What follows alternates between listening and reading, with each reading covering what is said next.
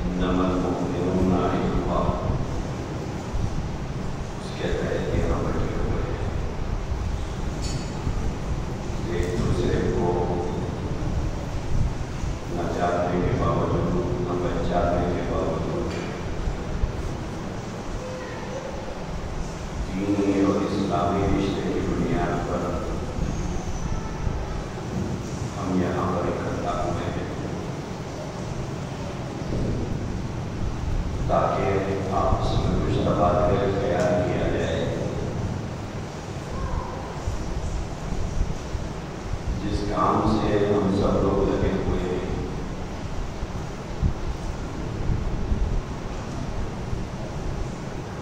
उस काम को किस तरह हम लोग अंजाम दें,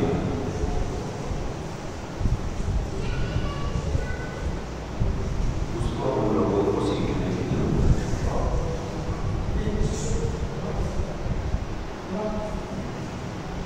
दुनिया में हर काम सीखने से आता है। बगैर सीखे कोई काम नहीं आता, चाहे अपनी जात में कितना ही काबिल हो।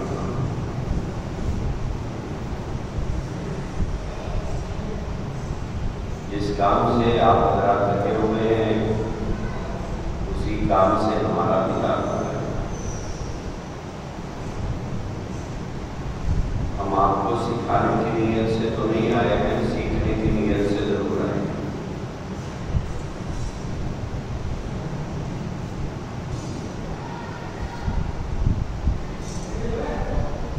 लेकिन इन लोगों ने हुक्म दिया है कि आप हजरात के सामने बातें रखी जाए,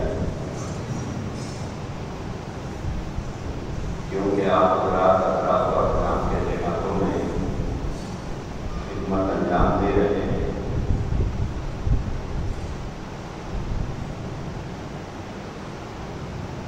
सबसे पहली बात आप हजरात की खिदमत में अर्ज ये करनी है कि जो काम इस वक्त आप हजरात कर रहे हैं, उसके बारे में सबसे पहले हमको ये फैसला करना है कि ये दीन की खिदमत है या मुलाजिमत है। इसका फैसला हम लोगों को सबसे पहले करना चाहिए।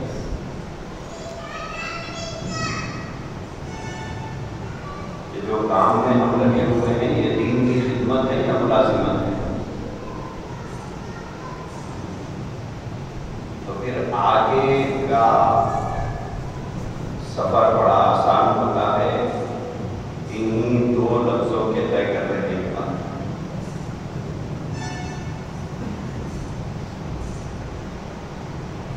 क्योंकि मुलाजिमत के कुछ अलग उसूल है,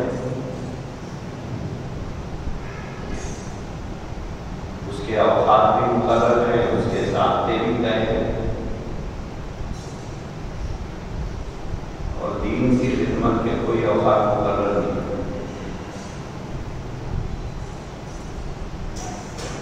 तो सबसे पहले ये तय करना है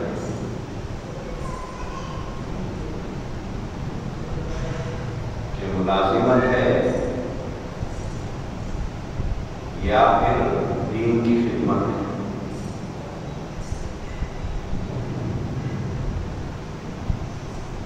मुलाजिमत होगी तो क्या होगा, दीन की खिदमत होगी तो क्या होगा, वो फर्क मैं आपको बताऊंगा। पहले ये तय कर लीजिएगा कि आप क्या कर रहे हैं, मुलाजिमत कर रहे हैं या दीन की खिदमत कर रहे हैं। पहली बात तो ये हमको ये तय करना है। सवाल ये है कि दोनों में फर्क क्या है।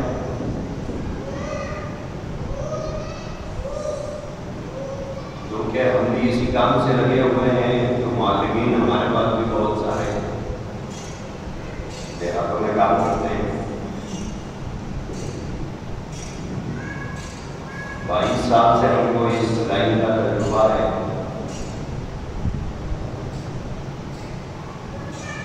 मुलाजिमत करने वाला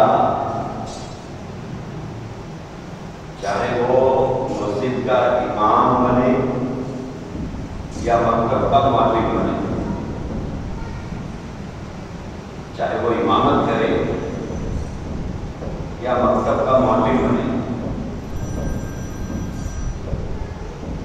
दोनों जगह पर उसका तर्ज एक ही जैसा होता है, जुदा जुदा नहीं होता, तर्ज एक ही होता है। वो तर्ज क्या है? वो तर्ज ये है कि बाहिसियत इमाम वो मस्जिद के मुसल्लियों को नमाज पढ़ाएगा, तादाद से उसे कोई लेना देना नहीं, जितने आए उन्हों को पढ़ा देगा, नहीं आए तो खुद पढ़ेगा।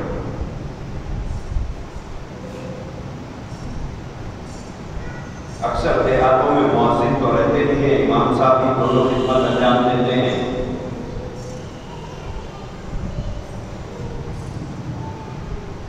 उसके बाद दूसरी नमाज में इंतजार करेगा, आए तो पढ़ाऊंगा, नहीं आए तो फिर पढ़ेगा।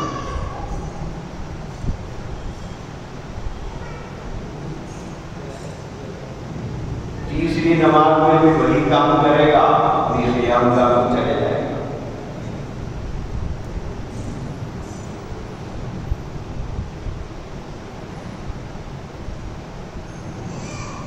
मकतब का भी यही हाल होगा। गाँव में बच्चे कितने हैं उससे मुझे कोई लेना देना नहीं है, जितने आए उतनों को मैं पढ़ाऊंगा।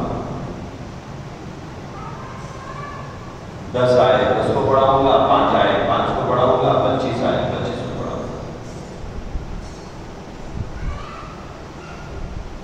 इसका नाम है मुलाजिमत, इसका नाम है मुलाजिमत।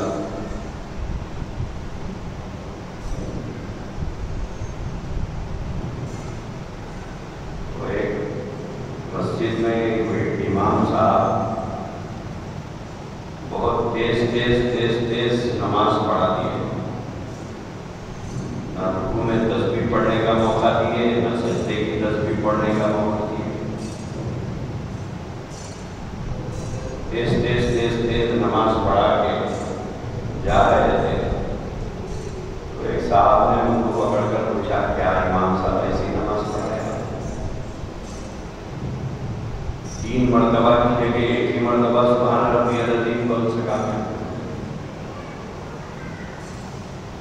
3 मरतबा की जगह एक ही मरतबा सुभान रब्बियल आला पढ़ सका।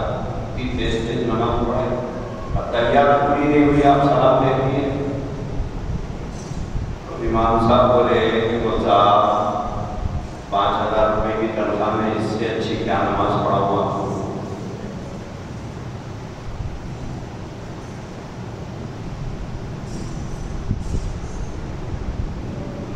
मुलाजिमत जो होती है वो ऐसी होती है।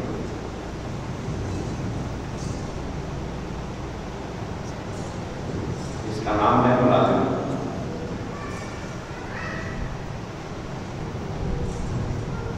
दूसरे लफ्जों में अगर काबिल बर्दाश्त हो तो कह देता हूं, दीन की फिक्र से आरी मिजाज रखने वाले, ये करते हैं मुलाजिमत।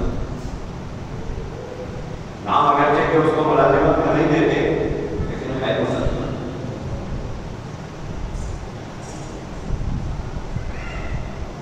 अब दूसरी चीज है कि दीन के खिदमत के जज्बे से देहात में रहा जाए।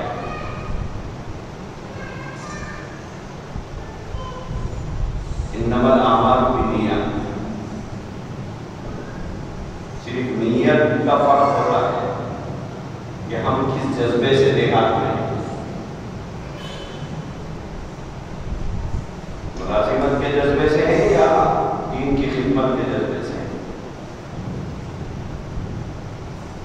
यही वजह है कि जो लोग मुलाजिमत कर रहे हैं बरसों गुजरने के बाद भी देहातों के हालात नहीं बदले, जो के तू है। दीनी एतबार से वहां के रहने वाले बाशिंदों में कोई तब्दीली नहीं महसूस हुई, जैसे थे वैसे ही। मालूम करें कि गुल साहब कितने साल से है, बोले गुल साहब तो 5-6 साल से है।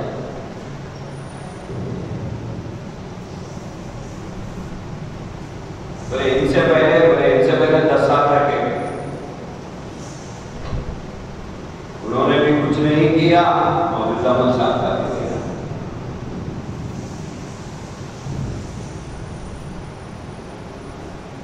तो जो आदमी मुलाजिमत के नियम से देहातों में रहता है, उससे उसकी जात को जो फायदा होगा, दीन को कोई फायदा नहीं होगा।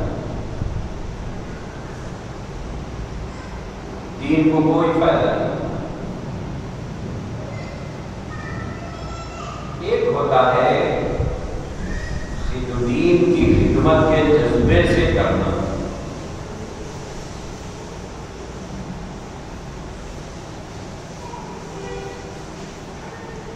तब क्या होगा? तब ये होगा कि गांव में 25 मकानात हैं, 40 मकानात हैं, एक ही मस्जिद है गांव में, तो अब नमाज को आने वालों की तादाद देखा जाए तो 3, 4, 5 की है। मगरिब में कुछ बढ़ जाती है, फजर में कुछ बढ़ जाती है।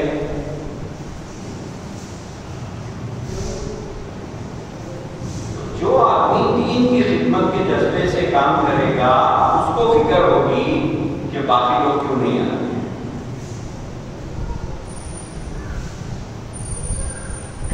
बाकी लोग क्यों नहीं आ रहे हैं नमाज में।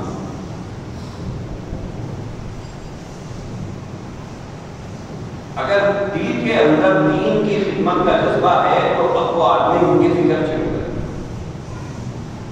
उनके घर पे जाएगा, उनसे मुलाकात करेगा, उनसे मस्जिद को न आने की वजह पूछेगा, उनको मस्जिद को आने की दावत देगा।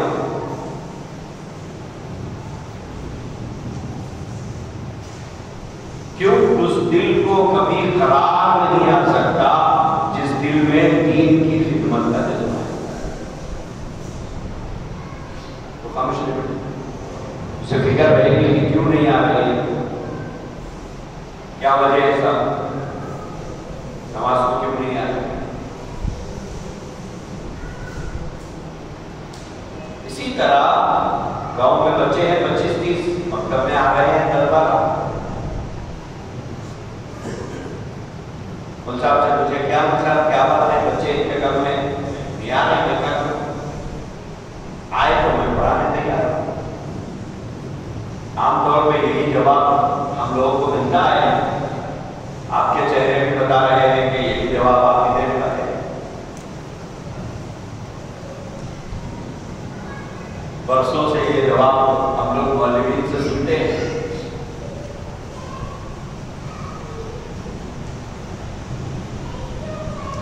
हम तो ये सोचते हैं कि भाई आएंगे तो पढ़ाएंगे,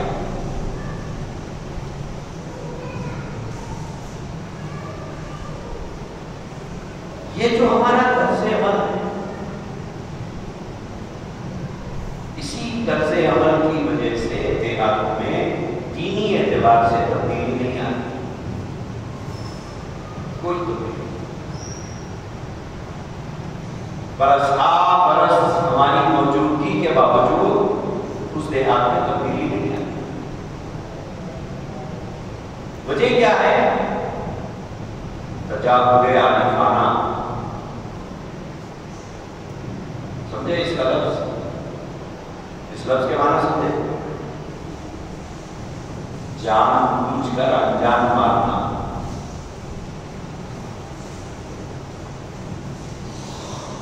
हमको मालूम है कि ये देहात के मुसलमान हैं, इन्हें मुर्गी काटने की दुआ नहीं आती। इनके बड़े देहातों में बगैर जुमा पड़े जिंदगी गुजार के रुखसत हो गए, खबरों में बहुत गए। अब गांव में जो बड़े हैं वो बड़ों की औलाद है और जो बच्चे हैं ये इनकी औलाद है, जो दीन के बारे में कुछ नहीं जानते। लेकिन इसके बावजूद उनकी दीनी कैफियत को लेकर फिक्रमंद न होना यह मुलाजिमत की अलामत है। ये मुलाजिमत की अलामत है। बोले आयत तो पढ़ाने तैयार हूं, आयत तो नमाज भी पढ़ाऊंगा, आयत तो कुरान भी पढ़ाऊंगा।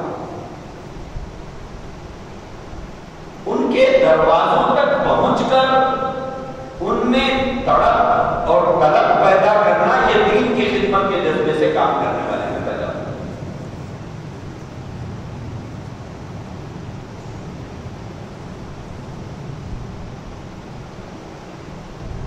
तो पहले हमको ये फैसला करना है कि देहात में हम किस जज्बे से हैं, मुलाजिमत या दीन की खिदमत।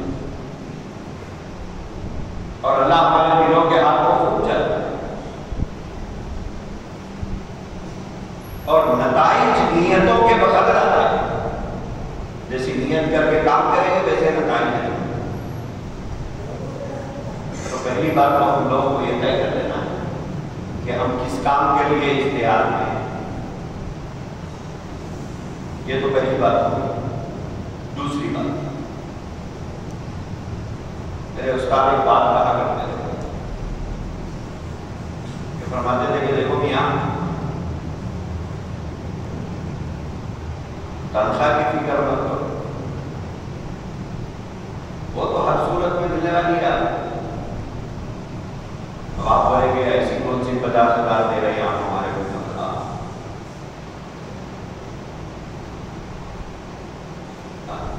ऐसे कौन सी तनख्वाह दे रहे हैं? 5 रुपए दे रहे होंगे, थोड़ी देर के लिए मान लीजिए 5 रुपए दे रहे होंगे, लेकिन हम राशि होकर गए हैं 5 रुपए देने तैयार हैं। जबरन हथकड़ियां डालकर हमको नहीं भेजा गया, हम राजी, हम वादा करके गए, हम तो वादा करके गए, राजी होकर गए। चाहे वो तनख्वाह 5,000 हो, 7,000 हो, 2,000 हो, मगर राजी होकर गए कि हम इतने में काम करेंगे। मैं ये अर्ज कर रहा था, मेरे उस्ताद फरमाया करते थे कि देखो मियां, जो तुम्हारी तयशुदा तनख्वाह है वो तुमको मिलेगी,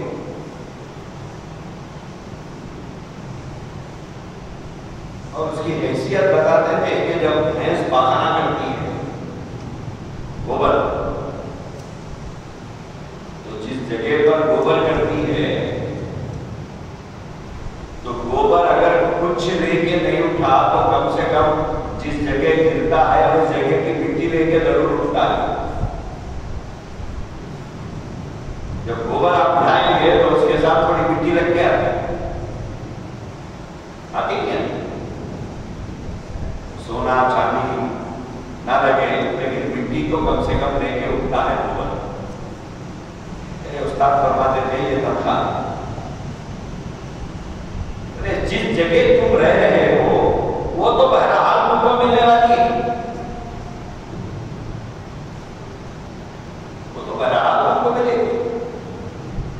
लेकिन तुम ये सोचो कि तुम्हारे वजूद से उस देहात को या जहां पर आप हैं उसका क्या फायदा पहुंच रहा है,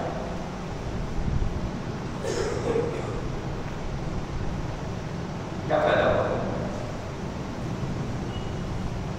2,000 दिए तब भी रहना है, 5,000 में तब भी रहना है, 10,000 में तब भी रहना है, 50,000 में तब भी रहना है, रहना तो उसी देहात में। तो जो वक्त का ज़िया हमारा हो रहा है,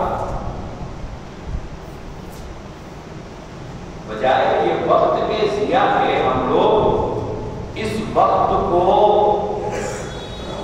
गांव की दीनी कैफियत को बदलने में अकल लगाते हैं। एक फिक्र और एक एहसास के साथ।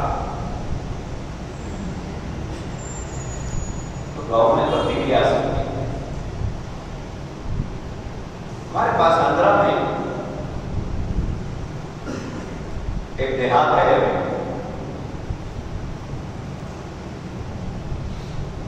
उस देहात में 40 मकान हैं। कोई घर ऐसा नहीं है जिसमें मूर्ति रखी हुई हो, और सब मुसलमान के घर है।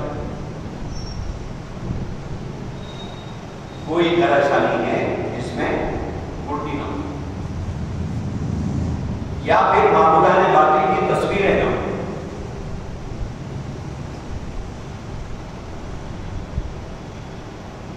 हमको इत्तला मिली, हम गए, कुछ मेहनत करे, वहां पर मस्जिद तामीर करे, वहां एक इमाम को रखे, उनको हालात बताए,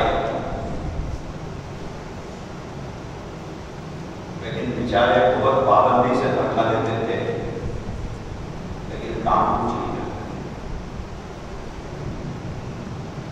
काम कुछ नहीं।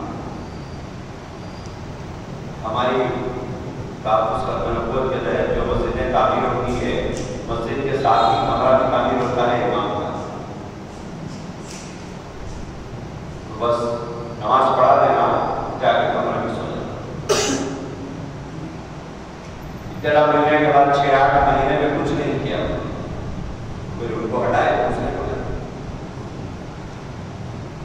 तो गुरु गन्ना है बोले तो चेहरा शक्कर निकला, तो उन्होंने और आगे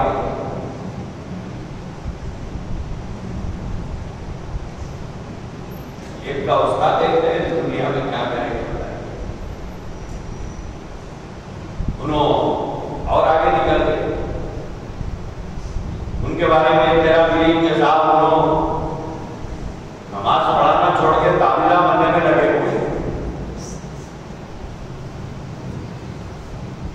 बोले ये तनख्वाह तो आने ही वाली है, मजीद आमदनी के लिए क्या करूं? तो तावीज़ों का कारोबार उन्होंने शुरू किया, तो उनको निकालना पड़ा। इसी दौरान 2 साल निकल, उस देहात में 10,000 रुपये तनख्वाह देते थे।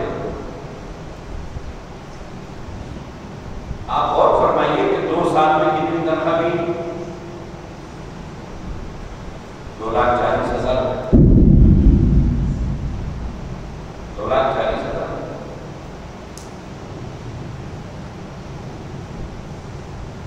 काम क्या हुआ? काम सीखा, काम सीखा। उम्मत के 2,40,000 रुपए जाए करने के वो दोनों जिम्मेदार। सिर्फ अपना पेट पालने के लिए वो पैसा उन्होंने इस्तेमाल कर लिया, दीन की कोई खिदमत नहीं, उनका पेट पाल गया। उन्हें कोई एहसास नहीं रहा कि ये कितनी मुश्किलात से जमा करके यहां ले जाते हैं, कोई एहसास नहीं।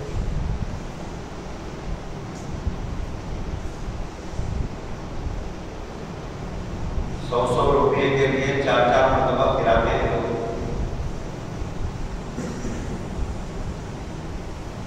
सुबह गए तो बोलते बच्चा 2 दिन के बाद आएंगे,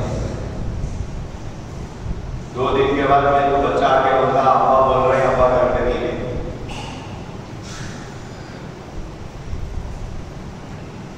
फिर जाओ, फिर जाने के बाद फिर भी बोलते हैं लोग घर पे नहीं है।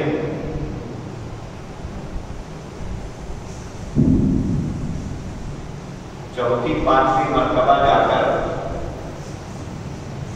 100 रुपये देते हैं, जिसमें से 50 रुपए का पेट्रोल तो उनके घर के पीछे चल गया।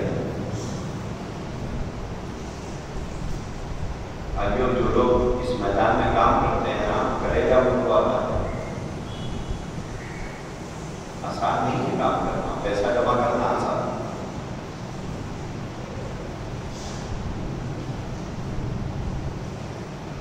तो 2,40,000 रुपये तो हजम करके वो दोनों निकल गए। बोले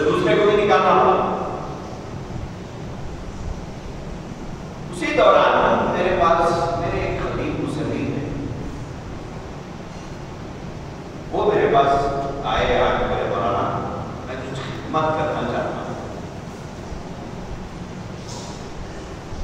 बोले क्या खिदमत? बोले आप किसी देहात में मेरे को भेज दीजिए।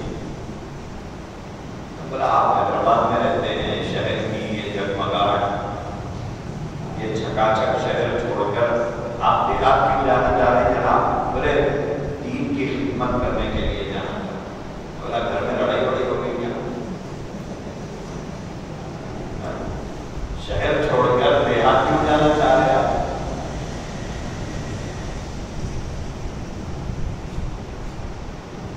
घर में ऐसे ज्यादा बेदार मेरे तो आदमी मस्जिद में वक्त ज्यादा गुजारता। तो मैं पूछा कोई लड़ाई बड़ी हो गई आपकी घर में? बोले नहीं ऐसा कुछ नहीं है, चाहो तो मैं बात करा देता हूँ आपको। मेरे बात दरअसल ये है कि मेरे बच्चे भी बड़े हो गए और कमाने भी लगे और एक जज्बा है मेरे अंदर के मैं काम इंडिया को लेके जाएंगे। बोले अभी तो लेके जाऊंगा, कुछ अरसे के बाद लेके जाऊंगा। ठीक है, तो ये गांव हमारा, मैं कुरान वगैरह सुना, उनका अच्छा पढ़ रहे थे, तेलुगु भी बड़ी अच्छी जानते थे। मैंने उनको देखा, मैं पूछा क्या तनख्वाह देना होगा? मुझे तनख्वाह नहीं चाहिए, मुझे तनख्वाह नहीं चाहिए।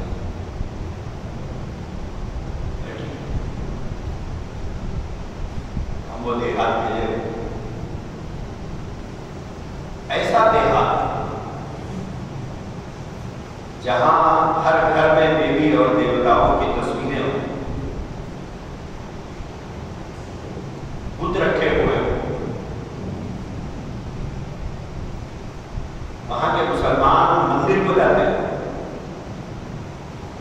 उस देहात में उनको भेजा गया कि आपके अंदर जज्बा है, आप यहाँ काम करिए। साहब मैं मस्जिद में बैठ के आपसे अर्ज करता हूँ, ये अल्लाह का घर है, अब जमीन पर, इस जमीन पर इससे मुक़द्दस कोई जगह नहीं है आपके शहर में जहाँ खड़े होकर मैं गवाह नहीं कर सकता। आप यकीन करेंगे 6 महीने में उस आदमी ने, जो ना हाफिज है ना आलिम है, वो काम किया जो किसी मौलवी ने 5 साल में नहीं। वो काम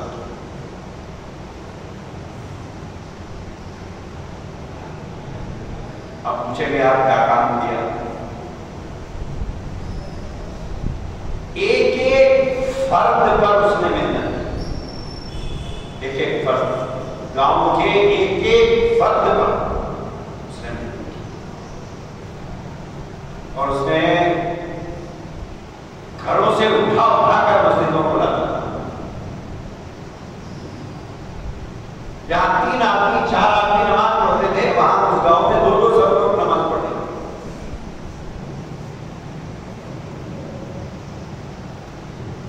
और पूरे गांव के घर घर पर जाकर उनके वालिदैन एहसास दिलाकर बच्चों को मस्जिद पढ़ाना। कोई घर का बच्चा ऐसा नहीं था जो मकतब में नहीं आया। फिर उसने मुझे फोन किया कि मौलाना मैं ख़वातीन पे मेहनत करना चाहता हूं। मैंने उससे कहा कि भाई ख़वातीन पे मेहनत तो करना है, लेकिन वो तरीका जो दफ्तर से बताया जाएगा वो करना है। बोले ठीक है, आप जो हिदायत देंगे मैं वैसे काम करूंगा। मैंने कहा कि दिन में आप किसी के घर नहीं जाएंगे क्योंकि मर्द अज़ान है। आप मगरिब के बाद बाप की मौजूदगी में या बेटे की मौजूदगी में या शौहर की मौजूदगी में आप उनके घर जाएंगे और 4-4, 5-5 घरों की ख़वातीन को एक घर में जमा करेंगे और उनको दीन की बुनियादी बातें सिखाएंगे।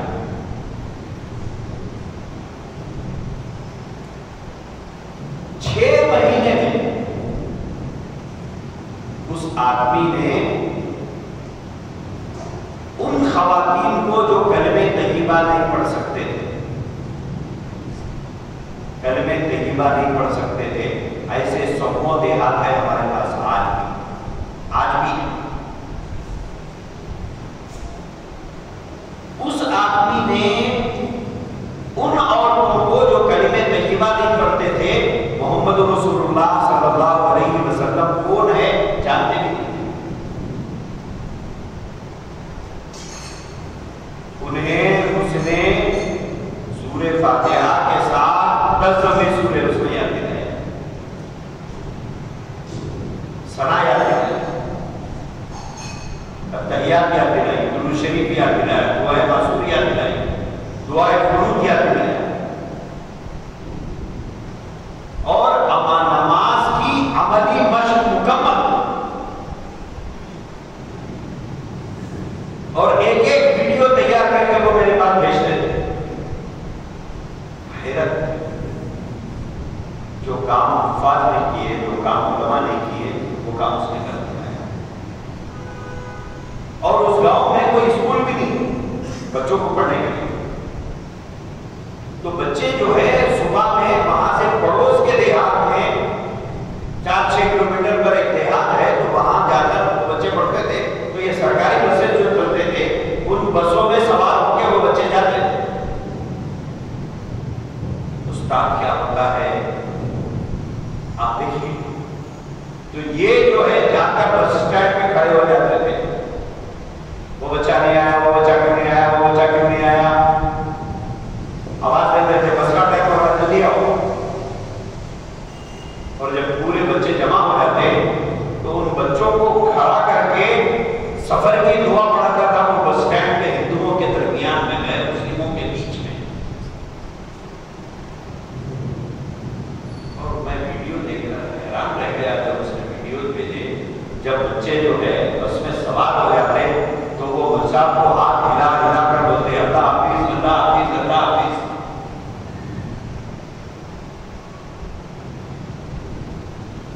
और शाम में जब बच्चे वापस आते हैं तो फिर उनके मकतब पर रहते। 6 महीने में उसने गांव की हालत बदली।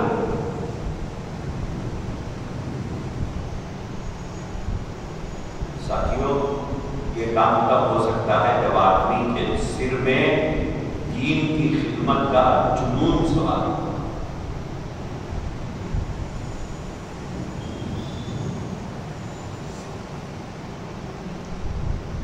किसी भी काम के लिए जरूरत होती है जुनून की, जज्बे। अगर जज्बा ना हो, जुनून ना हो, काम नहीं। आप 50 साल रहिए, कोई फर्क नहीं।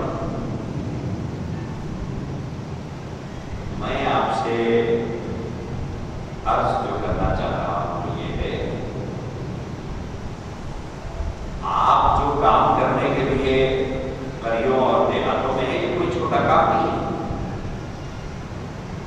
ये कोई छोटा काम समझ रहे हैं आप? बहुत बड़ा काम।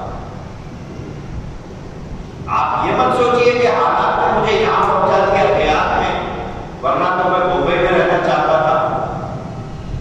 मैं हालात का मार यहां पर पहुंचा, मत सोचिए। दुनिया वाले आपको क्या समझते हैं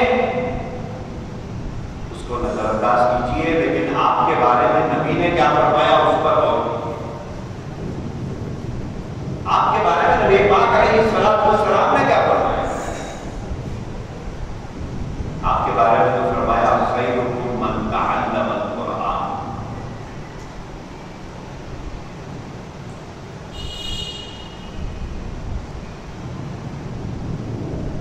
जिसको नबी ने बेहतरीन करार दिया है, उस जुमरे में आप शामिल हैं। आप ये मत सोचिए कि हालात ने मुझे यहां भेजा दिया। हम ये क्यों नहीं सोचते कि अल्लाह ने मुझे वजूद बख्शा है और उसके प्लान में, उसके मंसूबे में ये चीज तय है कि वो मुझसे ये काम करेगा जहां पर कोई काम करने लगा।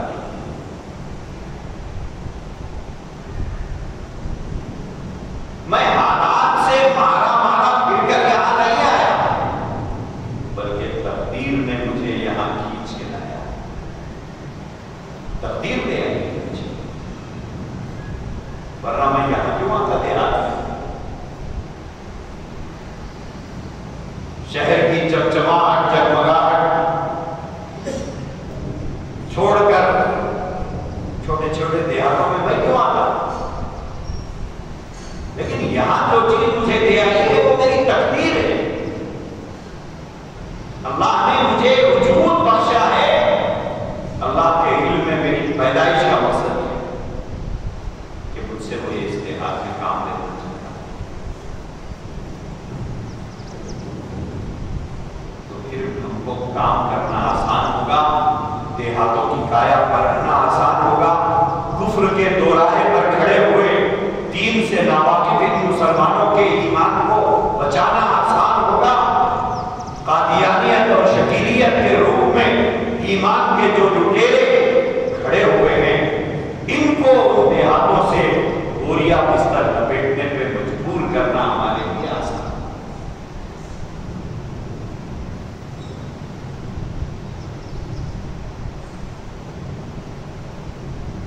रंग लाती है बिना पत्थर पे पिस जाने का।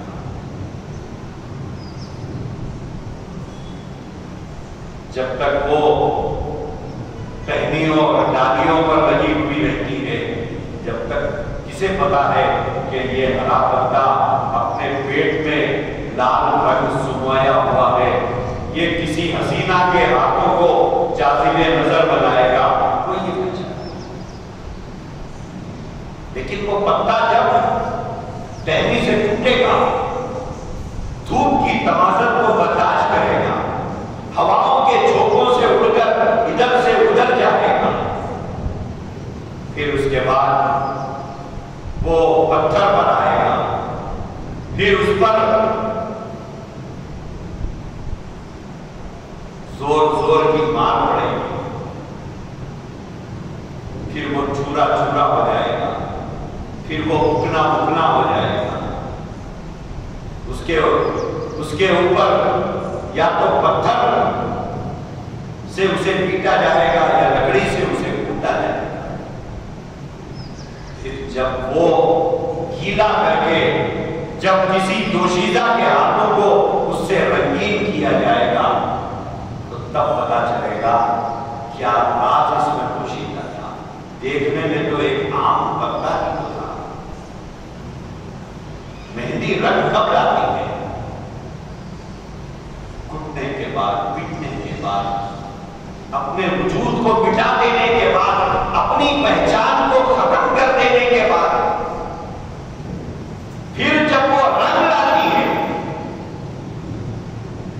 तो जिस दोशीदा के हाथों पर वो रंग लाती है, वो हर निगाह में जचती है, हर निगाह में बसती है, हर निगाह उसकी तरफ उठती है।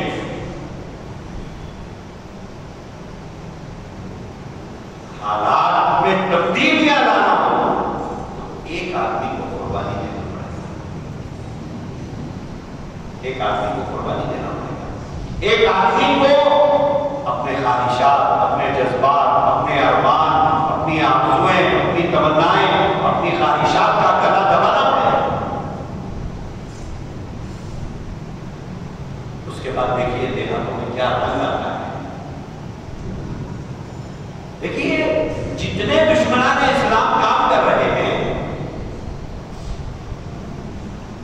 वो उनकी होशियारी नहीं है, वो हमारी गफलत है, वो हमारी गफलत है। और ये देहातों में रहने वाले मुसलमान जिन्होंने कादियानियत कबूल किया हो, वो इसलिए नहीं कबूल किया कि मिर्जा की जिंदगी पढ़ के वो लोगों को मुतासिर हो गए। उनको तो कुछ मालूम नहीं। जो मोहम्मद रसूलुल्लाह को नहीं जानते वो मिर्जा को क्या जानते हैं।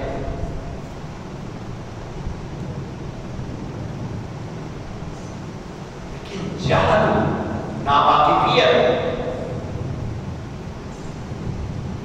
दीन के बुनियादी अकाइद से रूशनास न होना,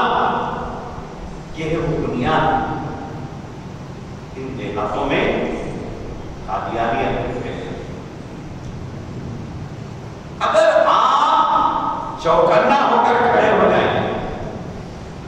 एक मर्तबा सही मेहनत कर लीजिए इनके ऊपर, इन पर, इनके बच्चों पर। 100 साल के लिए वो देहात में एक मर्तबा में 100 साल में आमतौर पे 3 नस्लें गुजरती है, बाप, बेटा, पोता।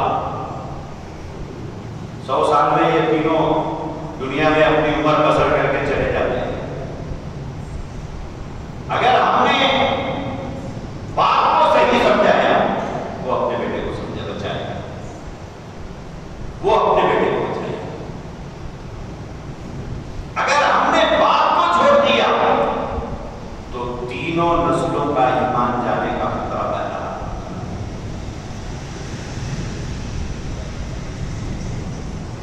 एक मर्तबा इनके ऊपर जान तोड़ अगर हम मेहनत कर ले तो फिर हालात में तब्दीली आए। नताइज जो आते हैं वो हमारी नीयतों के एतबार से आते हैं। मुझे सुनना हज़रत शाह साहब रहमतुल्लाह अलैह, जानते हैं आप बहुत से लोग जानते हैं, हज़रत थानवी अली रहमा के खलीफा, माजी गरीब के बहुत बड़े शुरू करने वाले। हज़रत के बाद एक मर्तबा उनके एक शागिर्द आए हैं।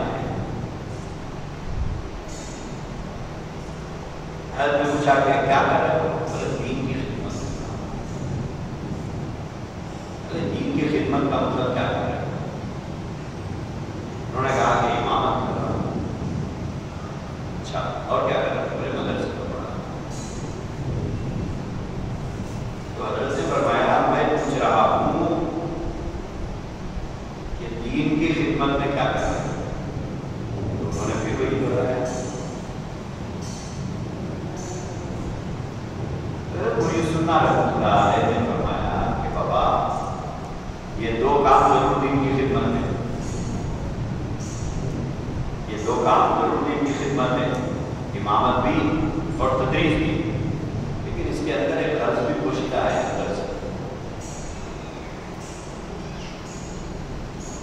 इसके अंदर गर्ज भी पोशीदा है।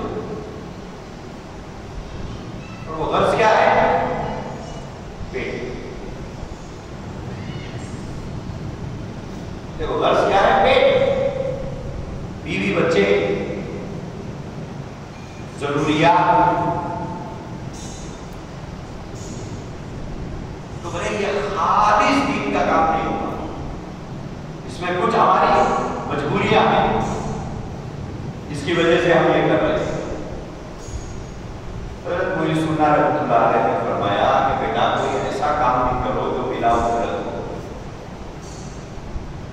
इन अजरिया इल्ला अल्लाह, जिसका कोई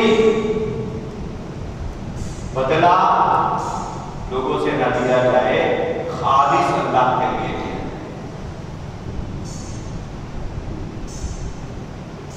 इमामत के पीछे हमारी गरज है, मुदर्रिसी के पीछे हमारी गरज है। अगरचे के दिन का काम है, मगर उसमें दुनिया भी शामिल है। खालिस ठेठ दीन की खिदमत नहीं की। तो हज़रत ने फरमाया, कुछ ऐसा काम नहीं करो जो खालिस दीन का काम है।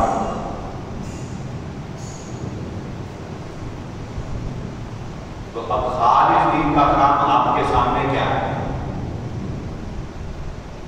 आप ये सोच लो कि इमामत चलो पेट के लिए ही करो, मान लो, मकतब वो भी पेट के लिए चला था, लेकिन एक एक फर्द पर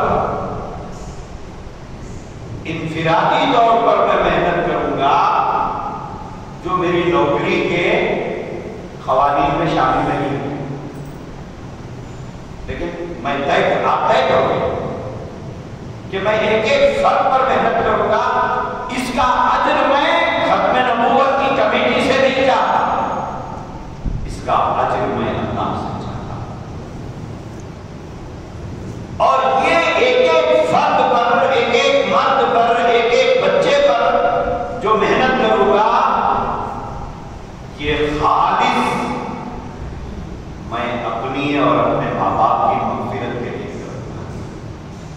इसका बदला दीजिए।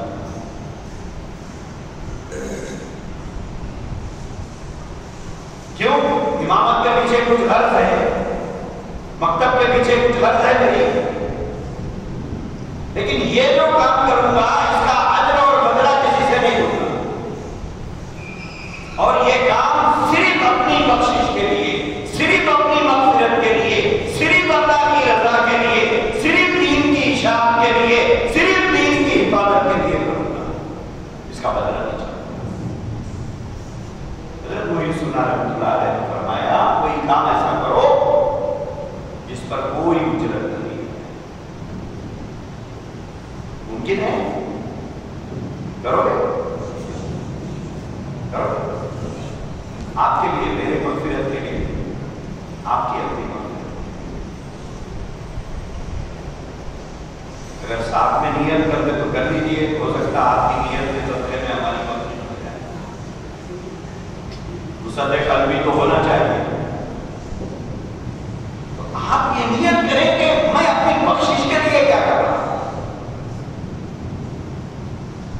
अल्लाह इक़बाल ने फरमाया था ना, सजदों के इवज़ फिरदौस मिले, ये बात मुझे मंजूर नहीं। सजदों के इवज़ फिरदौस मिले, ये बात मुझे मंजूर नहीं। बंदा हूं तेरा, कोई मजदूर नहीं। अरे जन्नत के लिए थोड़े मैं नमाज पढ़ता हूं। सजदों के इवज़ फिरदौस मिले, ये बात मुझे जैसे मजदूर मजदूरी के लिए मजदूरी करता है, ऐसे ही क्या मैं नमाज जन्नत के लिए पढ़ रहा हूं? नहीं, ये तेरी रज़ा के लिए पढ़ रहा हूं।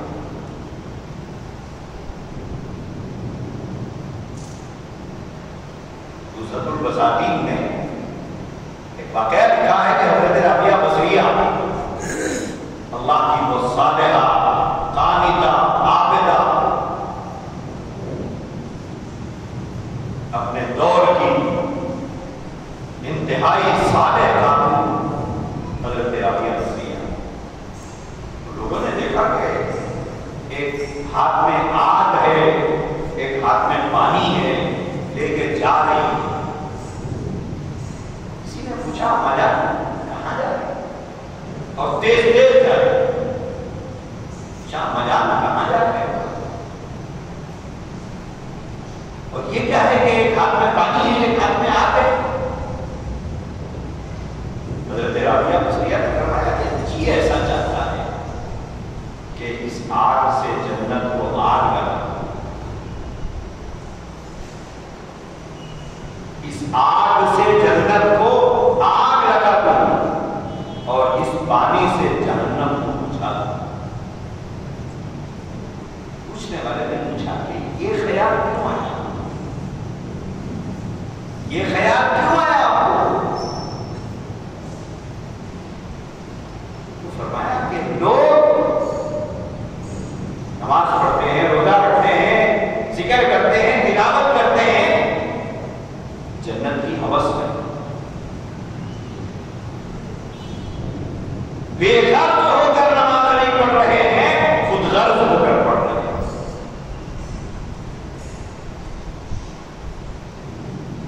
नमाज को अल्लाह के लिए पढ़ना चाहिए था, अगर नियत अंदर यह है कि जन्नत में जाना। तो हज़रत राबिया बसरिया ने फरमाया कि नमाज जन्नत के हुसूल के लिए मत पढ़ो, रब का हुक्म समझ के पढ़ो।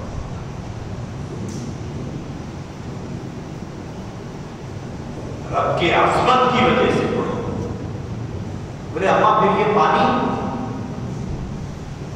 जिससे आप जहन्नम बुझाने चली थी, ये पानी? तो हज़रत राबिया बसरिया ने फरमाया कि लोग जहन्नम के खौफ से गुनाह छोड़ते हैं, रब की अज़मतों को सामने रख करते हैं। मेरा अल्लाह देखेगा। दोज़ख में जाने के डर से गुनाह छोड़ रहे हैं, गुनाह तो ये चाहिए था कि मेरे रब ने मना किया। बात दूसरी तरफ जाएगी।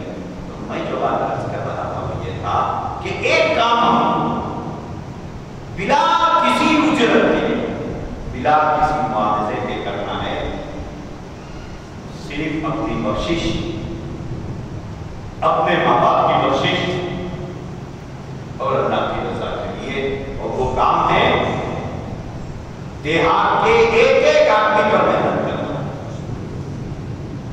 फर्दन फर्दन मेहनत करना, नमाज को ना आने वाले एक एक शख्स पर हमारी नजर, मकतब को ना आने वाले एक एक बच्चे से हमारी मुलाकात, और ये काम खालिस खालिस अल्लाह के लिए। सैयदना मुहम्मद रसूलुल्लाह सल्लल्लाहु अलैहि वसल्लम मक्के में जिन लोगों की छुट्टियों को हाथ लगाकर समझाते थे, मेरे भाइयों को किसके लिए, बहुत किसके लिए? आपको अल्लाह की रिजा भी हासिल की, जन्नत की तो कोई हैसियत ही नहीं है आपके साथ। इसके लिए अल्लाह के नबी ने एक एक बंदे को अल्लाह से लाकर जोड़ना, यही तो मकसूद था। रजी मौला इलियास साहब रहमतुल्लाह अलैह जब मेवात के इलाके में जब काम शुरू किया था दावत व तबलीग का, तो एक बड़ी पे जाकर किसी आदमी को समझाया, वो सुनने तैयार नहीं और ये छोड़ने तैयार नहीं। उसने गुस्से में आकर मौला इलियास साहब रहमतुल्लाह अलैह को एक जोर का तमाचा मारा। बहुत नहीफ और कमजोर आदमी थे, नीचे गिर गए, बेहोश भी हो गए। थोड़ी देर के बाद होश आया, कुछ संभले तो उठने के बाद आस्तीन नहीं चढ़ा, उसका गिरेबान नहीं पकड़ा, बल्कि उस आदमी से ये कहा, तुम जो करना चाहते थे वो कर लिए, अब तो मेरी बात सुनो।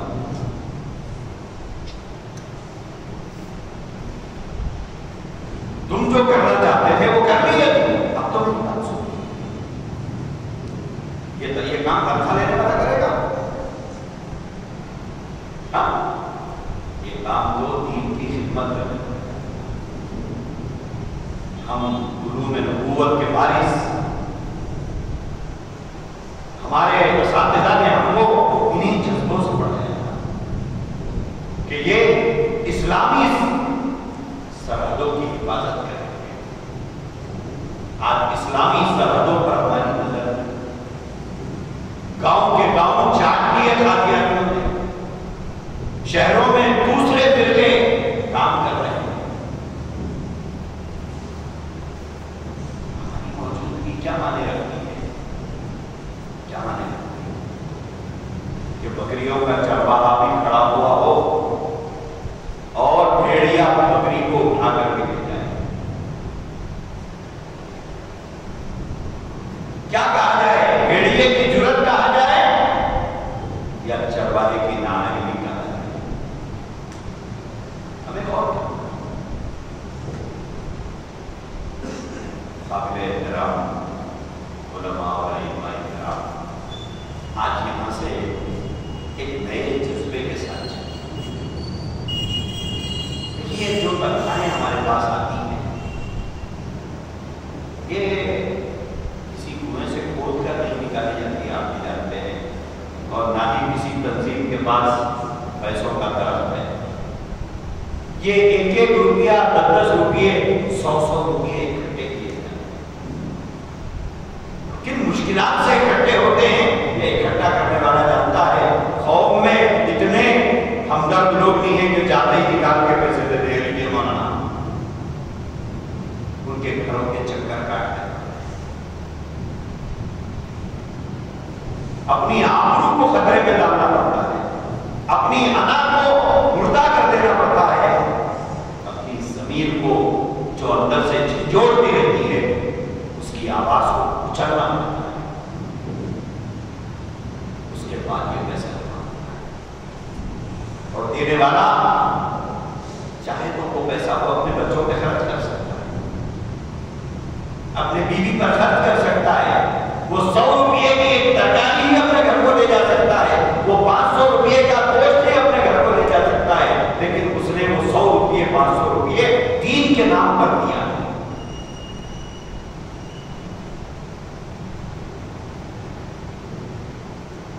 और ये पैसा कई मराहिल से गुजरता हुआ, थपेड़े खाता हुआ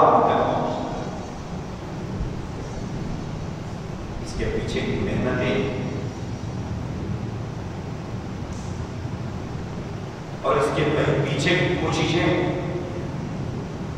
अपने ज़मीर का गला दबा कर की। आप लोग इसे आसान न समझें। मकसद क्या है? मकसद है कि देहातों में रहने वाला बच्चा पढ़ाना पड़ रहा है।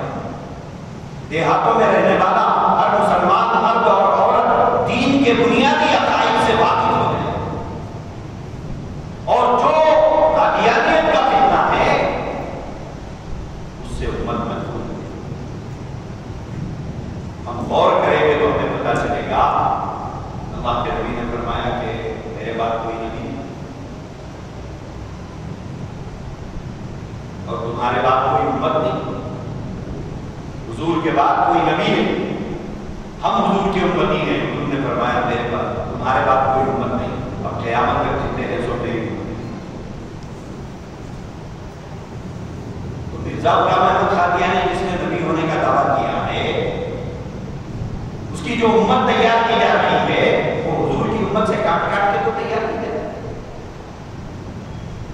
कहां से तैयार हो रही है उम्मत? कोई गैर मुस्लिम कादियानी बन रहा है?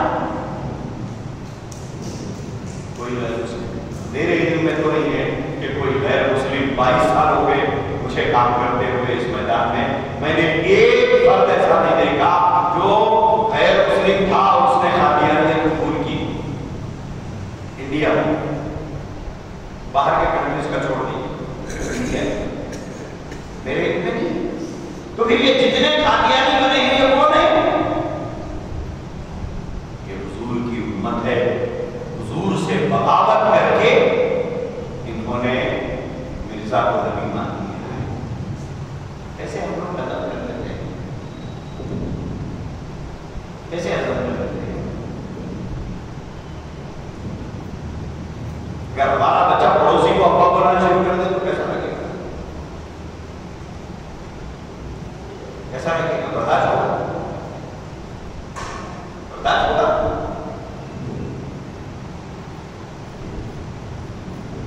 तो फिर हमने ये कैसे बर्दाश्त कर दिया? ये कैसे हमने बर्दाश्त कर दिया कि हुजूर की जगह पर मिर्जा गुलाम अहमद कादियानी को कोई नबी कह दिया?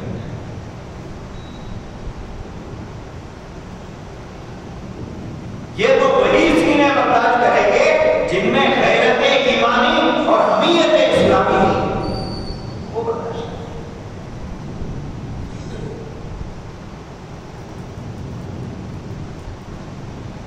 मेरे दोस्तों, एक नए जज्बे के साथ, एक नए बलबले के साथ उम्मीद करता हूं आप यहाँ से और देहात के एक एक फर्द पर मेहनत,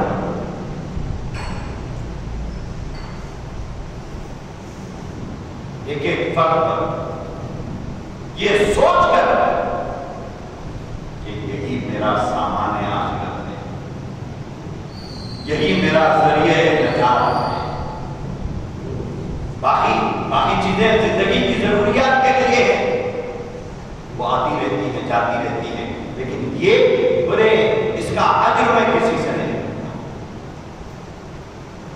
और जिस देहात में भी आप काम कर रहे हैं, आप कोई छोटा काम नहीं कर रहे हैं। आप खैरुकुम मन तअल्लमल कुरआन व अल्लम, आप उसूल हज़रत मौलाना अलिया रहमतुल्लाह अलैह ने लिखा, जो आदमी अपने नजरों में खुद गिर जाता है, दुनिया की कोई ताकत उसे उठा के नहीं आ सकती। अगर अपने आप को हम अपनी नजरों में गिरा दें तो क्या है, मेरा कुछ नहीं है, बेकार है, कुत्ते के पूरे। अगर आपने अपने बारे में ऐसा सोच लिया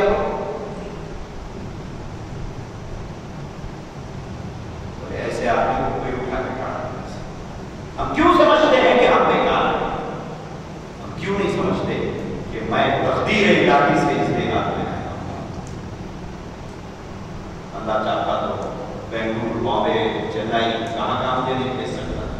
और मुझ में क्या सलाहियत नहीं है? हम बुद्धू थोड़े हैं। जब हम पूरी कुरान सीने में रख सकते हैं तो हम महाना 5-6 हजार 10 हजार नहीं कमा सकते। हम बुद्धू थोड़े हैं। अल्लाह का शुक्र है 10 होशियारों की होशियारी एक हाफिज़ कुरान में, तभी तो सारे कुरान को अपने सीने में रखा हुआ है। हम बुद्धू नहीं है, हम नाअहल नहीं है जो मस्जिद के इमाम बन गए या मकतब के मौलवी बन गए। ऐसा नहीं है कि हम कुछ नहीं कर सकते थे तो हमारे माँ बाप ने हमको मदरसे में छोड़ दिया। नहीं, हमारे माँ बाप ने हमको मदरसे में दीन की तालीम और इस्लाम की खिदमत के लिए छोड़ा है। हम नाअहल नहीं है जो मस्जिद के इमाम बन गए। ये तब्दील में हमें यहाँ हर चीज की पैदाइश के पीछे अल्लाह का मकसद पोशीदा है और हमारी पैदाइश का मकसद हमारे सामने वाज़ेह करा गया कि हमको हमारे जरिए अल्लाह लोगों की को दीन की बका अता करना चाहता है, इस्लाम की हिफाजत चाहता है, कुरान की इशाअत चाहता है और इस्लाम की सरबलंदी का काम हमसे लेना चाहता है। हम क्यों समझते हैं कि हम बेकार हैं? हम बेकार नहीं। अब आसिफ तुम अन्नमा खलकना तुम तुम्हारा ये गुमान है कि हमने तुमको ऐसे ही पैदा करके छोड़ दिया। एक वाकया पड़ा था, हवाला तो याद नहीं है मुझे। हज़रत मूसा अलैहिस्सलाम जिस वक्त कोहे तूर पे जा रहे थे, रास्ते में एक आदमी मिला जिसके दोनों हाथ भी नहीं है, दोनों पैर इतना सा। अब 2 पैर निकाल दिए, 2 हाथ निकाल दिए तो आदमी कितना रहता है? 1 फीट क्या रहता है? तो हज़रत मूसा को देखकर उसने पूछा, मूसा कहाँ जा रहे हो? तो हज़रत मूसा ने बताया, अल्लाह ने बुलाया है, कोहे तूर पे जा रहा हूं, अल्लाह से बात करनी। बोले अच्छा हुआ आप मिल गए। बोले अल्लाह से बात करने जा रहे हैं तो एक काम कीजिए ना। बोले क्या काम है? बोले अल्लाह से पूछिए कि मेरे मुंह को पैदा कर। दोनों हाथ भी नहीं है, दोनों पैर भी नहीं और जिंदा भी रखा हुआ है मुझे। जरा पूछ तो दीजिए कि क्या वजह है मेरे को पैदा करने की। बोले अच्छी बात है, मैं पूछता हूँ। हज़रत मूसा चले गए। एक एमएलए से बात की तो खुशी से आते नहीं समाता आपने 2 सेल्फियां ले लेके जन्नत में की समझता। ऐसी ही सोच है ना हमारे लोगों की। आजकल घर में फोटो बना के लगा देते हैं, एमएलए साहब के साथ फोटो, एमपी साहब के साथ फोटो, अब मिनिस्टर साहब के साथ भी तो और आगे बढ़ते। क्यों? हमारी सोच ही ऐसी हो गई है। सोच मुसलमान की सोच, इतना छोटा दिमाग मुसलमान। देखते हैं हम कई घरों में जाने का हमें इत्तेफाक होता है, जगह जगह फिरते रहते हैं कि कहीं फोटो लगी हुई है, एमएलए साहब को चादर उड़ा रही है, शाल उड़ा रहे हैं, बहुत बड़ा 30 मार का 3 मार रहे हैं। अब वो फोटो डाल के घर में रखते हैं। हाँ, दुकान में लगी हुई है, एसपी साहब के साथ, डीएम के साथ फोटो खिंचाए, काउंटर के ऊपर लगा के रखते हैं। मुसलमान होते हैं। हम एक मामूली इंसान जो ओहदे के एतबार से हमसे बड़ा है तो उसके साथ फोटो खिंचा के अपने आप को बहुत बड़ा 30 मार का समझते हैं। खुशी में समाते नहीं हम लोग। तो हज़रत मूसा अलैहिस्सलाम की अल्लाह से गुफ्तगू हुई, तो अल्लाह से बात मामूली बात है,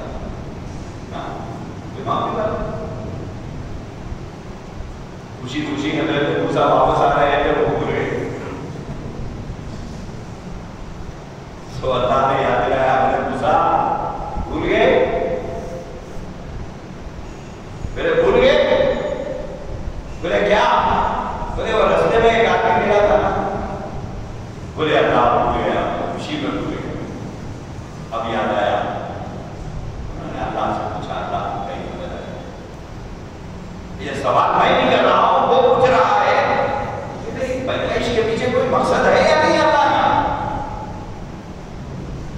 नहीं सकता,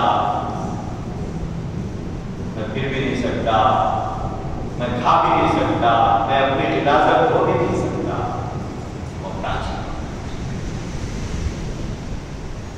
तो अल्लाह ने हज़रत मूसा अलैहिस्सलाम से फरमाया कि जाते हुए उनसे जवाब देते जाना। बोले क्या?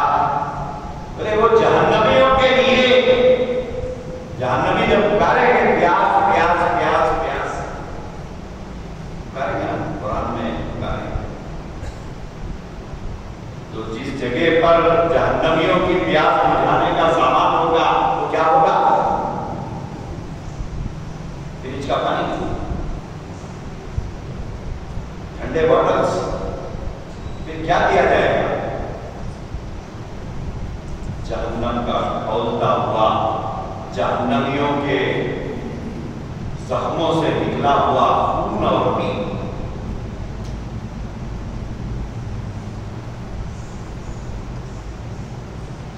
और वो इतना खौलता हुआ होगा कि जब जहन्नमी प्यास बुझाने के लिए उसे पिएगा तो ऊपर का होठ सर के पीछे जाके गिरेगा गर्मी की वजह से।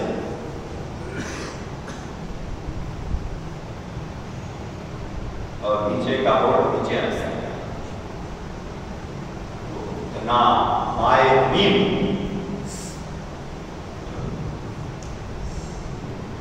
तो अल्लाह ने मूसा से फरमाया कि बड़े ये जिस जगह स्टोर होगा और जिस जगह स्टोर होगा बाहर भी तो निकालना है पड़ेगा हाथ से। तो बोले उस जगह पर इसको डंडे के तौर पर इस्तेमाल करूंगा मैं उसकी ये वजह। जवाब मूसा सुन के वापस आता। अब वो आदमी इंतजार में मूसा आएंगे तो मैं अपनी पैदाइश का मकसद पूछूं। हज़रत मूसा ने कहा कि जवाब क्या दूं इसके लिए कोई अच्छी खबर तो नहीं है। तो जब हज़रत मूसा अलैहिस्सलाम रास्ते से गुजर रहे थे तो खामोशी से गुजरना चाहते थे, उसको जवाब दिए बोले, लेकिन वो इंतजार में था। जैसे ही हज़रत मूसा पर नजर पड़ी तो पुकार कर कहा, मूसा क्या बात है, खामोश चले जा रहे हैं, मैं इंतजार में। आपके जवाब का मैं इंतजार में हूं, इंतजार में हूं। हज़रत मूसा ने उससे कहा कि तेरे लिए कोई अच्छी खबर जो तुझे सुनाऊं। उसने कहा जो भी खबर है आप सुनाइए मुझे।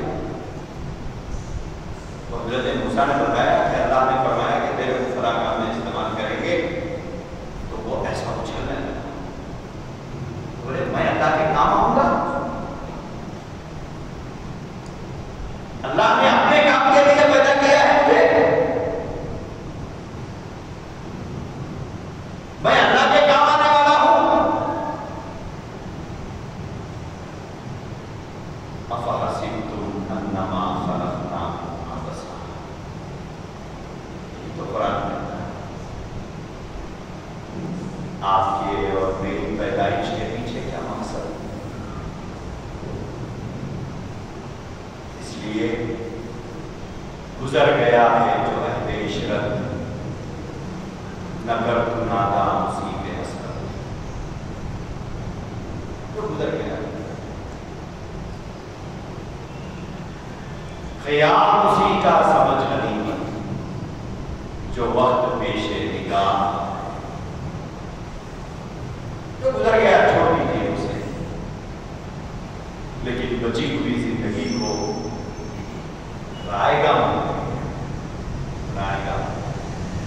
इस्तेमाल में लाने से अल्लाह के दीन की खिदमत कीजिए ताकि कल मैदान महशर में आपको और मुझे और हम जैसे सभी को अल्लाह तबारक व तआला मुहाफिज़ीन खत्म नबूवत की सफ़ों में खड़ा करे। इस जज्बे से काम कीजिए। वो गोबर के पीछे मत जाइए, वो आने वाला है। वो गोबर को मिट्टी बनाकर आपको मिलेगी, काम करेंगे मिलेगी, नहीं करेंगे तब भी मिलने वाली है। जज्बे से काम कीजिए कि इस इस देहात का बड़े इसके मुकद्दर तब्दील करूंगा, इसकी हैयत बदलूंगा, यहाँ के लोगों का मिजाज बदलूंगा, यहाँ के लोगों की तबीयत बदलूंगा, इनकी बेदीनी को दीनदारी में तब्दील करूंगा, इनके सुन्नत से खाली चेहरों को सुन्नत से आरास्ता करूंगा, और इन देहातों में बेपर्दा फिरने वाली हमारी बेटियों को मैं खतना करूंगा। अल्लाह की मदद जरूर आएगी, लेकिन एक शर्त है, और ये शर्त कुरान में वल्लज़ीना जाहदू फीना, आगे क्या है, लनहदियन्नहुम सुबुलना, पहले जाहदू फीना, उसके बाद लनहदियन्नहुम, पहले लनहदियन्नहुम, पहले जाहदू के बाद वादा है लनहदियन्नहुम इन तंसुरुल्लाह, आगे क्या है,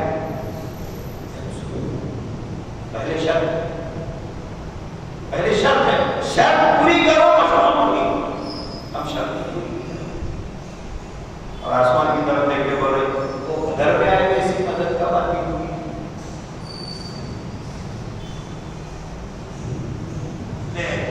अगर मैं कौन सी मदद आई थी, अल्लाह ने फरिश्ते भेजे था ना, हमको तो जिंदा रखा, सो पहले फरिश्ते आ जाए, हमारे हरकत देखती है हम लोग कैसे।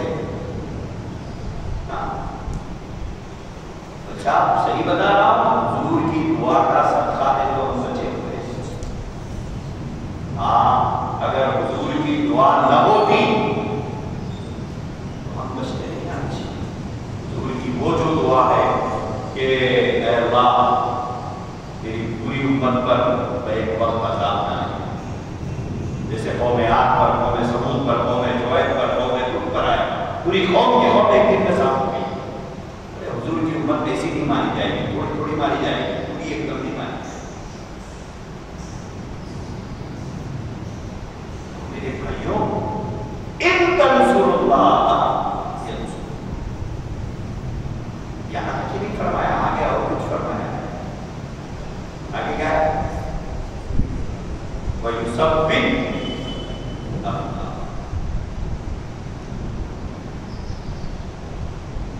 पहले अल्लाह के दीन की मदद करो, फिर अल्लाह तुम्हारी मदद करेगा, और जब वो मदद करने पे आएगा, मस्जिद की पूरी कमेटी हिक्का मार ले, इमाम साहब को निकालना है, निकाल नहीं पाएगी, क्यों, वयुसब्बित अक़दामकुम, तुम्हारे कदमों को जमा देगा अल्लाह, फिर कोई कुछ नहीं कर सकता। मेरे भाइयों, एक बात याद रखें,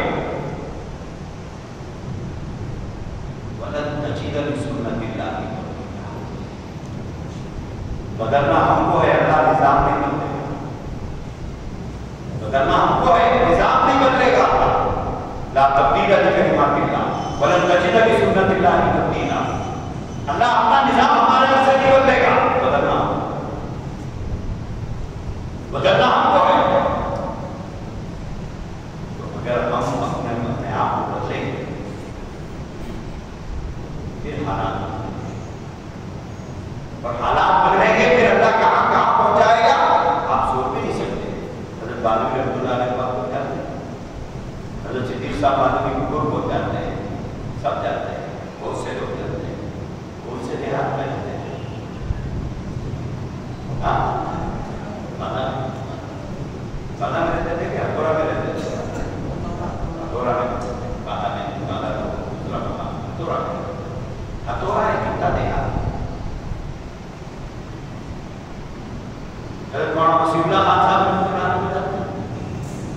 नहीं जानते, हज़रत थानवी के खलीफा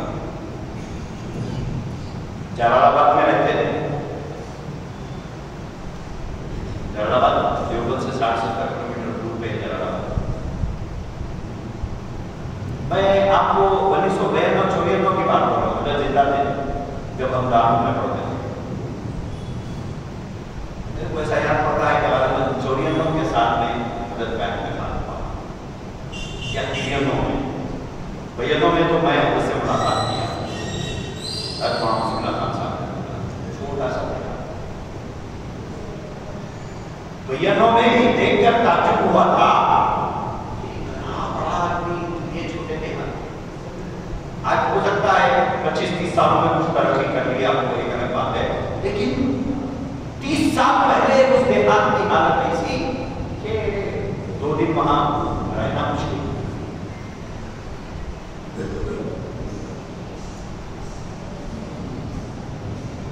नाम और शोहरत के लिए मुंबई और हैदराबाद में रहना जरूरी नहीं। अल्लाह जब नाम चमकाने में आता है तो जलालाबाद जैसे देहात में, थाना भवन जैसे देहात से उठाकर आलम में चमकाना है। आज कौन है उलमाए देवबंद के का पोशाची जो हजरत थानवी को नहीं पहचानता? ऐसा है थाना भवन आज भी छोटा सा देहात है। थाना भवन छोटा सा देहात है, जलालाबाद छोटा सा देहात है। हथौड़ा हम लोग जब पढ़ते थे तो हम उस जमाने में सोचते थे कि एक बस हथौड़ा को सुबह में जाती है, एक बस शाम में जाती है। दिन में कोई बस, एक सुबह में एक शाम। बाद में उसके हाथ में रहकर मौलाना नसीरुल्लाह खान साहब ने जलालाबाद में रहकर, हजरत थानवी ने थाना भवन में रहकर जो काम किया, अल्लाह ने ऐसे चमकाया कि आज हम उनकी किताबें पढ़कर दीन को समझते और सीखते हैं। मेरे भाइयों, शोहरत के लिए, इज्जत के लिए, नाम के लिए, बुलंद मुकाम पर पहुंचने के लिए, लोगों के दिलों में जगह मिलने के लिए शहरों में रहना कोई जरूरी नहीं है। शहरों में हजारों उलमाए लोग जाते हैं।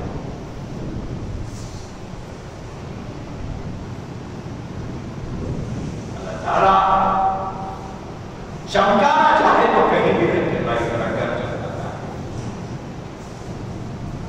और कभी ये मत सोचो अरे इनको क्या है भाई, शहर में रहते बोलते, हमसे पूछो हम देहातों में रहते, एक तस्वुर रहता है। और कभी बड़ों को देखकर हम सोचते अरे कार में आ रहे, कार में जा रहे, ऐसे बातें नहीं तो कैसे बातें करेंगे।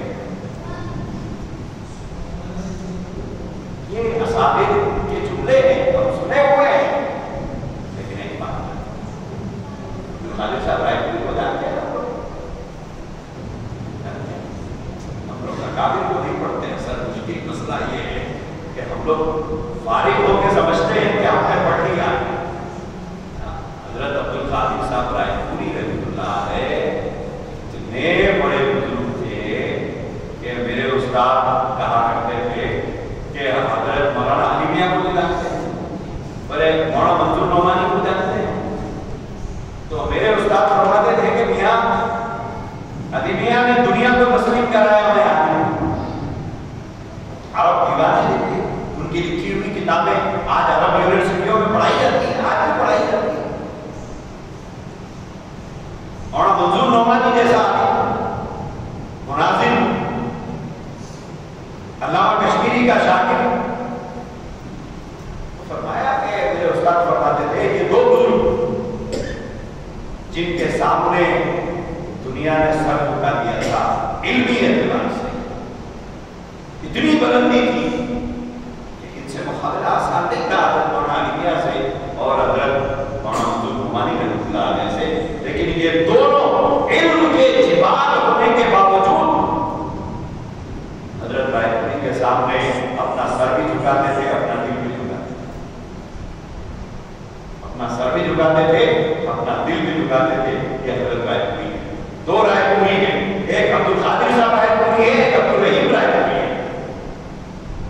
हजरत अब्दुल रहीम रायपुरी रहमतुल्लाह अलैह ये हाजीउल्लाह महाजिर मक्की के खलीफा थे और हजरत अब्दुल कादिर रायपुरी रहमतुल्लाह अलैह ये शाह अब्दुल रहीम साहब के खलीफा थे। कम से कम शेख की आदमी पढ़ो, क्या पढ़ो, क्या पढ़ो? हजरत शेख की कौन शेख? शेख ज़करिया रहमतुल्लाह अलैह की आप बीती है, अच्छे देवबंदी रह जाओगे। हाँ, अच्छे देवबंदी, इतने माजी करीब के इतने बड़े बड़े बुजुर्गों को आप नहीं जानते है। तो मैं कह रहा था ये लोग हमारी सोचे कार में आते, कार में जाते, ये बड़े बड़े बातें करते, एक जना जूता सीधा कर रहा है, एक जना चप्पल सीधा कर रहा, हाँ, तोहफे पे तोहफे, हदिये पे हदिये, फला पे फला। बोले आप क्या है कुर्सी पे बैठ के हम लोगों को समझा के चाहिए और क्या करेंगे। ये जो सोच है, अक्सर हम लोग ये सोचते हैं। मैं आपको हमारे बुजुर्गों में से हजरत रायपुरी का टुकड़ा सुनाता हूँ। हजरत रायपुरी रहमतुल्लाह अलैह से मुझे तो बड़ा इश्क है, सच अजीब। तो हजरत रायपुरी रहमतुल्लाह अलैह ने फरमाया कि जिन्होंने हमारी इब्तिदा नहीं देखी, जिन्होंने हमारी इब्तिदा नहीं देखी, इंतहा देखी है, बोले उनको हमारी साथ से कोई फायदा नहीं। इब्तिदा नहीं देखी हमारी, इंतहा देखी है, आखिरी जमाना देखा है। और आखिरी जमाना अल्लाह की नुसरत का जमाना होता है। किए का बदला अल्लाह का फरमाते हैं। कोई जूते उठा ले रहा, कोई चप्पल उठा ले रहा, कोई बच्चे से झूठा पानी पी ले रहा, कोई पैरा दबा रहा, कोई सिर दबा रहा, कोई हाथ दबा रहा, कोई हथियार ला के दे रहा, कोई तोहफा ला के दे रहा। ये सब इब्तिदा की मेहनतों का बदला अल्लाह दे रहे हैं। वल्लज़ीना जाहदू फीना लनहदियन्नहुम सुबुलना चल रहा है। इन तंसुरुल्लाह यंसुरुकुम चल रहा है। अब ये तो जिन्होंने देखा है, तो हज़रत रायपुरी ने फरमाया हमारी रात से कोई फायदा नहीं होगा, इनको बदगुमान हो जाएंगे हमको देखकर। बोले ये बुजुर्ग है क्या तो? तीन टाइम तीसरे हुकूम तक बिरयानी खा रहे हैं। वहां के जुमा में देखा गरम गरम पराठे पाए खाए, दोपहर में बिरयानी खाए, शाम में मुर्गी दबा रहे हैं। बोले ये कोई बुजुर्ग है?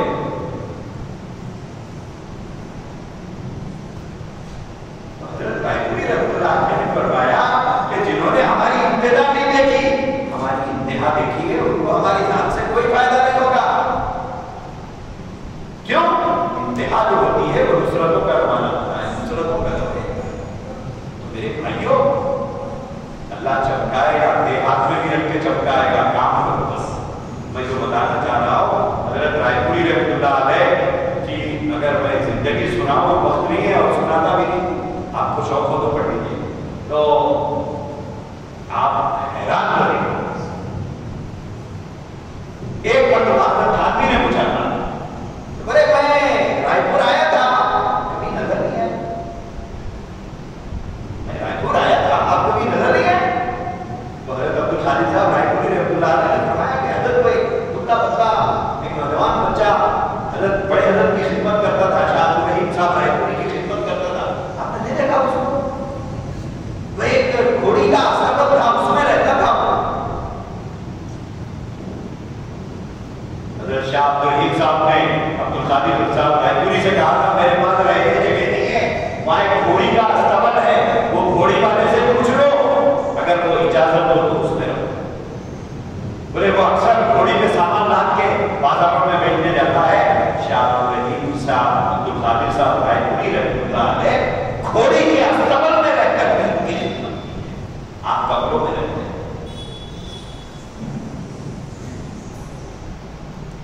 तो मेरे काबिल कदर कहूंगा, आप ये मत समझो कि आप छोटे से देहात में रहते हैं। आपने सलाहियत न होने की वजह से, माली मसाइल की वजह से, परेशानियों की वजह से आप पहुंचे। मैं नहीं मानता इस बात, मैं ये मानता हूं तकदीर इलाही से आप पहुंचे। अल्लाह आपसे काम लेना चाहता है, करो काम, ये तय करो। शोहरत गुलाम है, शोहरत गुलाम है, काम करो। मैं भी एक देहात का रहने वाला नहीं, कोई शहर का रहने वाला। काम करो, अल्लाह ताला एक वक्त तक आजमाएगा। उसके बाद शोहरतें हैं, इज्जतें हैं, नाम है, अल्लाह ताला के पास मुखलिस बंदों की बड़ी अहमियत है। लिहाजा आज यहाँ से ये तय करके रखो कि हम जिस देहात में रहते हैं, जहाँ पर हम अपनी रजामंदी से कहें, जबरन नहीं कहें, रजामंदी से कहें, जो तनख्वाह में नहीं है लिहाजा क्यों अपना अपना वक्त बेकार करें? अगर दुनिया ना मिली तो आखिरत क्यों बर्बाद करें? शेख सानी उनको जानते हैं, मालूम हज़रत अब्दुल्ला साहब आज़मी रहमतुल्लाह अलैह, जिनसे हमने बुखारी पढ़ी की आखिरी नसीहत हज़रत से गुजारिश किया था कि आखिरी नसीहत फरमा दीजिए, फिर जिंदगी वफा करेगी नहीं करेगी, दारू माना होगा नहीं होगा। तो हज़रत ने फरमाया था, बेटा एक बात याद रखो, ये फरमाया कि देखो जिस रास्ते को तुमने मुंतखब किया है इससे बहुत दुनिया मिलने वाली है। अल्लाह माशाअल्लाह किसी को मिल जाए, लेकिन इस रास्ते से बहुत दुनिया मिलने वाली नहीं है। लेकिन याद रखना आखिरत बर्बाद न कर, कहीं ऐसा ना हो खसीरत दुनिया बता, ना खुदा ही मिला, ना मिसाले सलम, ना इधर के रहे ना उधर के रहे, ना दुनिया मिली ना दीन मिला। ऐसा नहीं होना चाहिए। जो दुनिया में मिल रही है, कम से कम दुनिया हमारे हाथ में तो नहीं है, आखिरत सवाल लेना हमारे कि हम देहातों में इस जज्बे के साथ रहें, काम करें, खूब मेहनत करें। मैं वाकयात बहुत है ऐसे लोगों को भी जानता हूँ जो दिन में एक दुकान पे जाके बैठ जाते हैं, बोले आप गिराकारी तक मैं आपको एक सूरा सिखाऊं,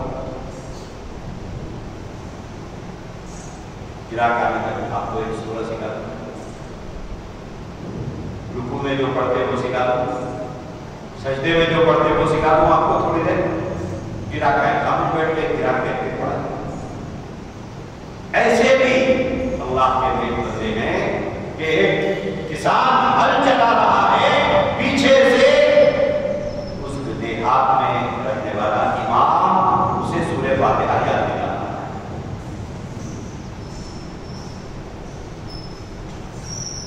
और ये हम जैसे ही इंसान हैं, फरिश्ते नहीं थे। तू ही न चाहे तो वहां आज़म करो, हिम्मतें पड़ना, मदद करना। अगर कोई जुमला मेरी ज़बान से सख्त भी निकला हो, माफ करो, दीन की मोहब्बत में मैंने कहा है। मैं उम्मीद करता हूँ कि शोलापुर की मजलिस का पुस्तक में नबूवत का आप दस्तोबाजू करो, दस्तोबाजू करो। और शोलापुर की खत्म नबूवत क्या, अल्लाह के दीन के दस्तोबाजू करो। और ये सोचोगे अल्लाह के दीन के काम के लिए मुझे मुंतखब किया गया है। चाहे तो बोले ये ठीकरियां पैसों की मुझे भी कमाने आता है, नहीं कमा सकते हम लोग, दीवाने हैं हम लोग। जब 6,666 आया अपने सीने में रख सकते हैं, 30 पारे अपने सीने में रख सकते हैं, 4 कौड़ियां झूठ हमारे मुंह बोल रहे हैं, क्या बोल के नहीं कमा सकते, वैसे कमा सकते हैं। हमारे माँ बाप हमको हौला समझ के थोड़े ही मदरसे में डाले थे, हमको तो होशियार समझ के डाले थे, होशियार है इसका रहेंगे इसको, ये समझ के डाले थे। और जिन लोगों ने होशियार समझ के स्कूलों में डाल दिया वो अलग है, डॉक्टर बन गए, इंजीनियर बन गए, वो बन गए। और हमारे माँ बाप ने हमको होशियार है, हिफ्ज़ करेगा, आलिम कोर्स करेगा, दीन की खिदमत करेगा, हौला समझ के डाले, हमारे होशियार समझ के डाले। क्यों हम अपने आप से बदगुमान हो? लिहाजा कमर कसो, उठो और इन देहातों को इन फितनों से पाक करो। और एक एक देहात में नौजवान बच्चों को इस काबिल बनाओ कि आपके राय वाले में जुमा पढ़ा सके, जनाजा पढ़ा सके, इमामत कर सके, जानवर दुआ कर सके, मय्यत को नहला सके। ये सब हमको सिखाना कि हमारी और बुजुर्गी में, वरना 5-5 साल से इमाम रहे, इमाम साहब चले गए छुट्टी में, 1 महीने की छुट्टी में बिहार चले गए, बंगाल चले गए। हमारे पास बिहार के भी भाई हैं, बंगाल के भी हैं, उड़ीसा के भी हैं, वो छुट्टी में चले गए, 1 महीने के लिए मस्जिद जुटा। क्यों? इमाम साहब अपना नायब बना के नहीं गए किसी को। ऐसा नहीं होना चाहिए कि हमारी गैर मौजूदगी में अल्लाह का घर पैराबाद हो जाए। इन्हीं चंद कलिमात के साथ आपसे रुखसती चाहता हूँ और एक उम्मीद करता हूँ कि बिरादराना माहौल में जो बातें मैंने आपसे अर्ज की है, इसको काबिल बर्दाश्त भी समझेंगे, काबिल तकलीफ भी समझेंगे, काबिल अमल भी समझेंगे। अल्लाह तबारक व तआला आपको और मुझे इस्लाम की हयात, ईमान की मौत नसीब फरमाए और तादमे आखिर हमसे परवरदिगार आलम दीन का काम ले ले, दीन की खिदमत ले ले और उम्मत की सही रहबरी